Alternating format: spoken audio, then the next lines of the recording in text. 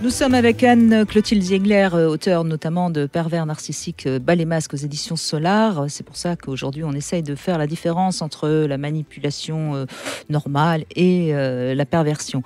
Arnaud, bonjour. Oui, bonjour Brigitte et bonjour à votre invité. Bonjour. En préambule, je voudrais remercier votre invité pour la justesse de bien des mots qu'elle a utilisés. Et pour me présenter un petit peu, suite à un divorce, quelques années plus tard, s'est joué la garde de ma fille. Et comme je l'ai découvert par la suite, comme bien souvent, j'ai été taxé de pervers narcissique, de manipulateur, etc., dans la défense ou dans l'attaque plutôt de mon ex-femme. Aujourd'hui, tout ça m'a posé des gros soucis parce que je sais pas forcément comment me situer. Est-ce que je le suis? Est-ce que j'ai des signaux qui auraient pu montrer que? Est-ce que j'ai eu des actions qui pourraient montrer que? Lors de la garde de ma fille était suivie par une psychologue qui avait été embauchée par mon ex-femme. Et cette psychologue m'a alerté sur une chose. Elle a discuté avec deux collègues à elle qui ont une longue expérience de ces sujets-là. Et pour elle, mon ex-femme est une perverse narcissique. Et elle m'a vraiment mis en garde là-dessus et a joué notamment lors de la défense pour la garde de ma fille. Ça a rendu des fruits? Comment? Est-ce que ça a donné des fruits qu'elle joue Oui, tout à fait. Aujourd'hui, j'ai la garde de ma fille. Ah. Avec ma compagne, on a la garde de ma fille. Et donc voilà. Mais depuis. Mais quand même, Arnaud, vous avez vécu avec cette femme. Tout à fait. Pendant combien de temps? Pendant 12 ans. Donc pendant 12 ans, vous l'avez quand même côtoyé suffisamment pour pouvoir nous dire si c'était en effet une... Parce qu'elle peut avoir eu une sorte de comment dirais-je, de tendance à se servir de mauvaise façon contre vous. Et ça peut laisser penser qu'elle est un peu perverse, voire beaucoup. Mais c'est les 12 ans que vous avez vécu avec elle qui peuvent permettre peut-être de définir si c'est quelqu'un de vraiment pervers narcissique, me semble-t-il. Alors, moi, justement, aujourd'hui, je suis extrêmement perdu. C'est-à-dire que cette psychologue m'a invité à la suite de tout ça à venir dans un groupe de parole de victimes de pervers narcissiques. Oui.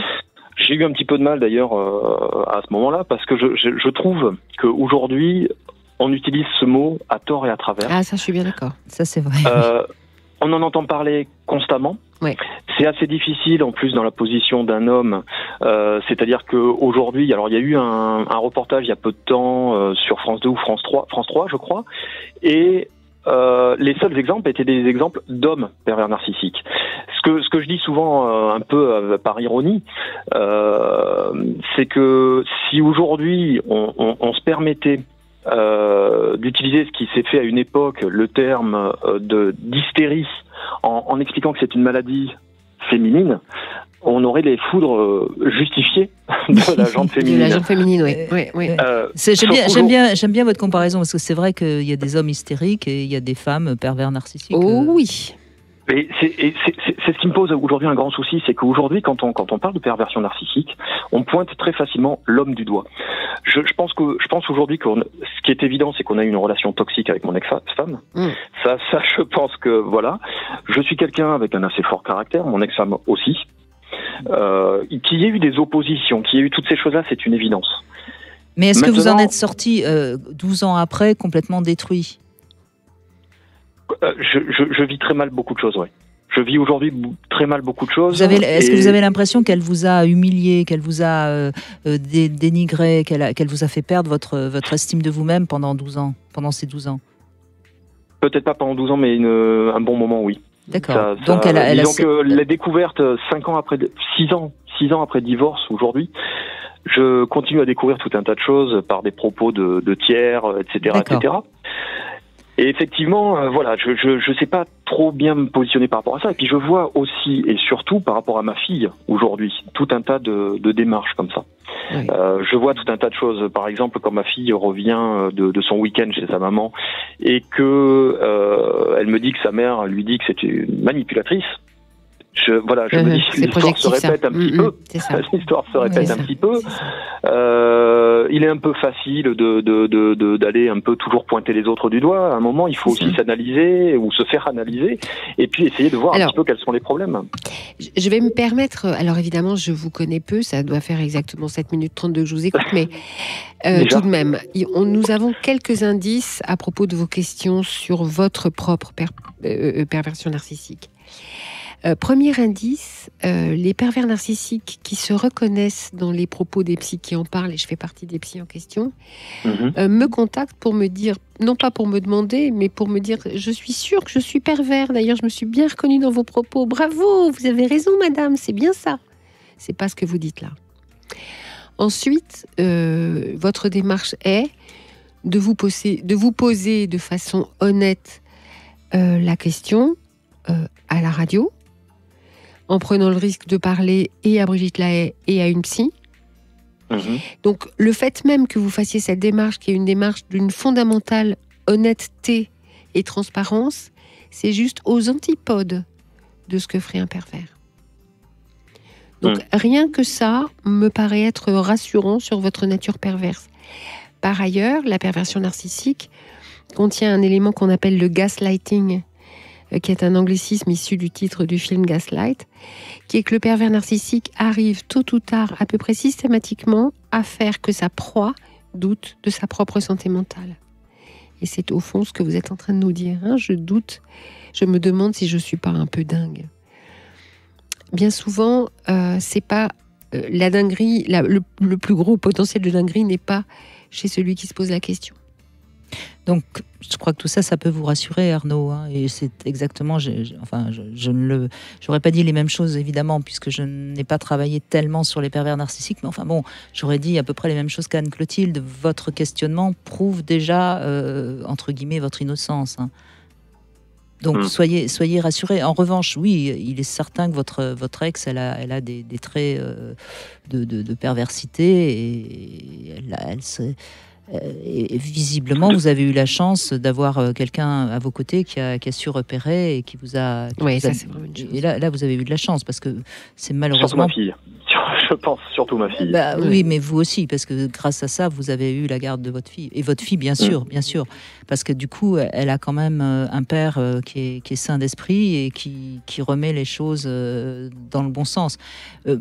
Le conseil qu'on peut donner toujours, moi c'est ce que m'avait dit un jour un de mes invités, quand votre fille revient de chez sa mère, de temps en temps, vous pouvez dire que sa maman, elle est un peu malade. C'est un mot qui englobe beaucoup de choses et qui veut rien dire. Et ça peut aussi soulager votre fille. Alors aujourd'hui, j'utilise surtout les propos que la psy de ma fille a utilisés, c'est-à-dire que sa maman a une seule façon de voir les choses et qu'elle ne dévie pas son regard.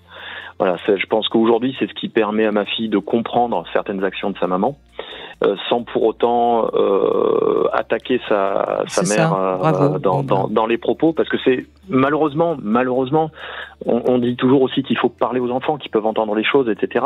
Et là-dessus aussi, on ne sait jamais très bien avec ma compagne comment se situer, c'est-à-dire que dire les choses, oui, mais jusqu'à quel point, jusqu'à où s'arrêter, où poser les... Et c'est vraiment quelque chose d'assez difficile et heurtant parce que des fois, oui, on a des propos qui peuvent dépasser très certainement certaines limites, et on se demande dans ces cas-là si on n'a pas déconné, quoi. Excusez-moi le terme, mais c'est vraiment ça. J'ai 2-3 ficelles aussi là, si ça vous intéresse. Comment ? J'ai aussi 2-3 ficelles là, si vous intéresse, en plus de celle de Brigitte qui est tout à fait opérante. L'autre ficelle, c'est de ne pas critiquer la personne de sa maman, mais parfois de dire à propos de certains actes, tu vois, moi je suis pas d'accord et je trouve que c'est pas bien, mais des actes, pas de la personne. Et puis, quand votre fille régulièrement se rendra compte que d'une façon ou d'une autre, maman est dysfonctionnelle, maman déconne, pour parler français, répondez-lui un laconique là, oui. Vous voyez, c'est-à-dire que plutôt que d'être à l'initiative de la parole, soyez à l'écoute et répondez positivement quand vous avez vu que votre fille voit. le fait d'être conscient de ce qui se joue avec sa mère, c'est la seule chose qui va, enfin c'est la chose principale qui va la protéger. Donc c'est très important. Et l'idée est de différencier la personne de ses actes, voilà. Et puis de ne pas attaquer. Vous avez parfaitement raison. Absolument. On essaie, mais c'est vrai que c'est voilà, c'est. Alors Arnaud, vous êtes encore, à mon avis, très blessé, hein, parce que c'est une épreuve hein, d'avoir vécu avec quelqu'un de pervers. Mais je voudrais juste vous donner un message très positif. Quand il y a un moment où ça devient une force, parce que après on repère vraiment les gens autour de nous qui sont toxiques. Donc, arrêtez de vous mettre dans la tête que vous êtes un peu toxique. Soyez sûr de vous et vous allez voir, vos antennes vont grandir et vous savez, c'est comme un vaccin là. Hein. Vous serez vacciné à vie.